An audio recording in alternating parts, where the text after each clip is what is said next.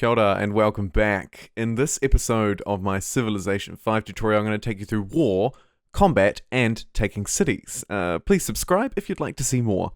Now, I'm going to talk a little bit more about the future of this series and just how well the first few episodes have been received towards the end of this episode. So if you want an update on where the series is going and what future episodes of this will look like, then stay tuned. But otherwise, let's crack straight into this.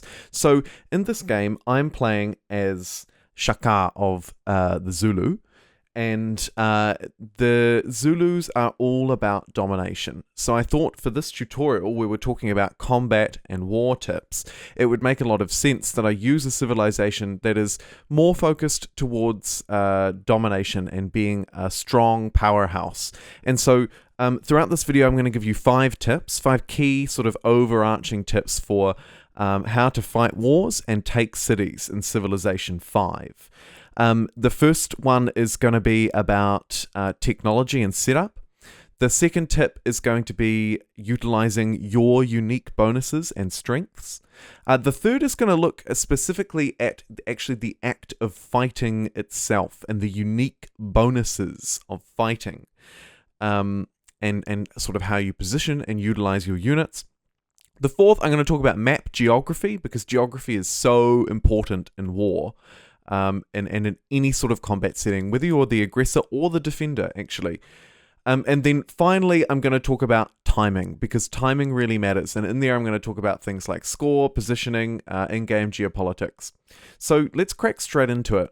And my first tip is about technology and setup. So in Civilization 5, regardless of whether you're going for a domination victory, a cultural victory, diplomatic or otherwise, you need to make sure that you keep up with your technology. You keep your science score reasonable. Now, what is a reasonable score depends on your difficulty, what civ you're playing as, what game speed you're playing on, and all sorts of things. So I wouldn't focus too hard on the numbers, but just make sure that you're working towards getting libraries, campuses, and universities up and running as fast as you can. Because you really need technology to stay ahead of the fight, right? You can't bring a spear to a fight with cannons, and you can't bring cannons to a fight with giant death robots. So you need to stay up to date with your technology. The second one, my second tip for this war, and you can see me utilizing it here with the Zulu's unique unit, which is the Impi. Now, I won't delve too long on the Zulu because I realize you might not be playing them, but if you want to go for a domination victory, I really suggest you do. But the broader point here is about utilizing your unique bonuses. So with the Zulu, it's the Impi, and you can see up on the border there with Attila's Court, I have 1, 2, 3, 4, 5 Impi, and at the moment, I'm thinking about either upgrading my city to get the Ikanda, which is the Zulu's unique barracks, which provides free promotions, or build another Impi. Now, I've decided to build the Ikanda because I want to build a strong army over time, and a strong army over time needs to be supported by technology and good cities, relating back to that first tip.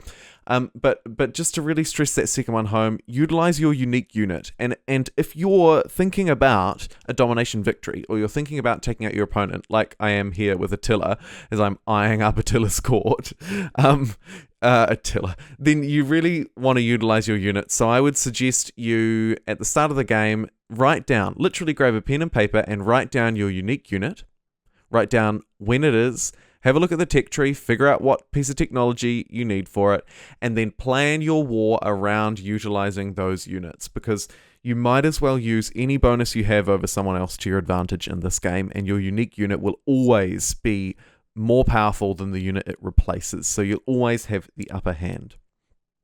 My third tip, and you can see me doing it here on the border of Attila's court, is clustering your units, right?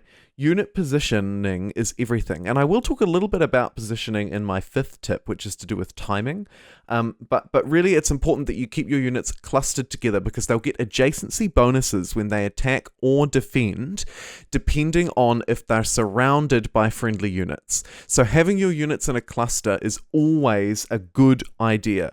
always, always, always, if you can, keep your units together. You'll also notice I've pulled basically every unit away from the rest of my empire here, right? I have this army up the top here with this MP that I've just upgraded now, another one, fantastic. And then I don't really have anything anywhere else. And I think that that's a fairly safe bet, particularly if you don't have any bordering threats.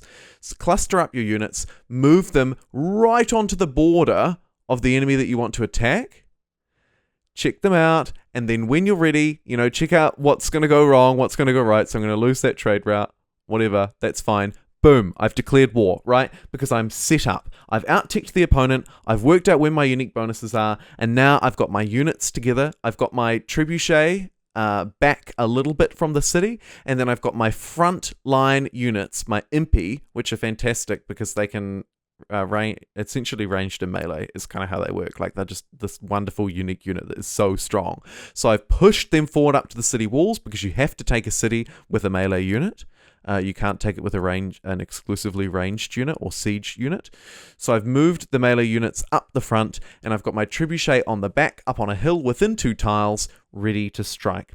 My 5th tip now, and you can see that I've done it a little bit with my units up at Attila's court, is to utilize geography. So in Civilization 5, the tile that you're standing on directly impacts how much damage you receive and how much damage you will give. For example, attacking over a river. That is, if your enemy, whether it's a city or a unit, is on the other side of a river from you, you will almost always take a penalty, a damage penalty for attacking over a river. Likewise, you'll see here my trebuchet is positioned on that hill. I've got this unit across the river. I've got the unit next to it across the river. Being on high ground and being over a river gives you a bonus. You want to try and hold the high ground, right? And that makes sense. That intuitively makes sense. If you were fighting a war right now, you would want to be on the high ground as well. You wouldn't want to be on the other side of a river. You would want to be on the high ground. The other thing that influences this is essentially forest cover as well. So you can kind of like hide units in the forest to protect them. So I would just really suggest overall that you utilize your geography as much as you can. If you're attacking like I just did there from a flat to a flat, that's fine. If that last attack that I did though, that was over the river, not so good. The only reason I've done that is because I'm trying to rush down Attila's court at the moment. And then that sort of brings me nicely into my last tip, which is timing. Timing with war is everything. Have a look at this war. Where was his units? I'm fighting the Huns, right? This is another civilization, like the Zulu, that are really quite well known for domination victory and for really quick dominations as well. Both of these civilizations are favored towards early, aggressive, domineering gameplay. And I've just created his puppet here so I don't fall below 0 on happiness. There's a top tip for you as well. You should create a puppet. You should puppet the city because you can annex it later when you have more happiness. So keep your happiness at least positive or neutral and puppet it. But that's just a wee side tip. Back to the timing thing. Look, here are his units now. He'd sent them away. I'd waited on his border and I'd watched. And he'd sent his units away, perhaps to strike someone else. We don't know what's up there. And that was when I used that opportunity to capitalize and steal Attila's court. Thank you so much for joining me today. We've covered technology, we've covered unique bonuses, we've covered clustering units, utilizing geography, and crucially, utilizing your timing. Thanks so much for watching, and I'll see you next time. Hey, so just in the outro here, as I promised at the start, I wanted to just quickly talk about this series just for a minute or so. So if you're still listening, Extra for Experts, well done. Let me know in the comments below if you're still listening right at the end here, and I will reward you generously somehow. Citation needed. Anyway, look, I've decided to pick up the series again because the first episode was just so well received. So was the second. I just had literally, I think, hundreds of comments of people saying how much they enjoyed it and how helpful it was, and some really useful feedback as well on things that I could improve and things that that you guys wanted to see, like the comments section, particularly on episode 1. You know, I mean, that episode at the time of recording has had 250,000 views, and people were just so generous and helpful and and kind in that video. So I just wanted to say thanks so much. And I'm picking up this series again. Originally, the first 2 episodes were recorded from a single playthrough. In my mind, I was just going to play through a game and essentially just like cut it and edit it and talk over it and make a whole lot of episodes out of it from start to finish. But now I think I've decided I'm going to do more targeted episodes and use a variety of civilizations across a variety of playthroughs. I think that's more useful to you as a viewer, and at least that's the feedback, some of the feedback that I got. Because that way, when you come to look at my channel and when you come to watch these videos, depending on the topic that you're looking to learn about, right, whether it's like war or managing the economy or founding your first civ or expanding your empire or whatever, you can find different experiences throughout the series. And that's the idea. It's not just me playing Russia the whole time. You get to see how different civs are used. You get to learn about different civilizations and different experiences. And so I think it just adds a diversity to the series and also allows my episodes to be really like specific and targeted and not have a whole lot of fluff from like a generic playthrough sort of around it, if that makes sense.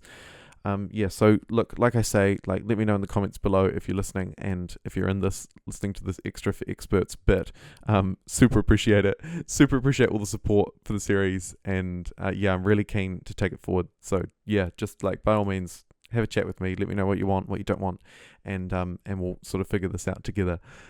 Thanks so much for watching. I'll stop rambling and let you get back to hopefully dominating Attila's court in Civ 5. Thanks so much. See you next time.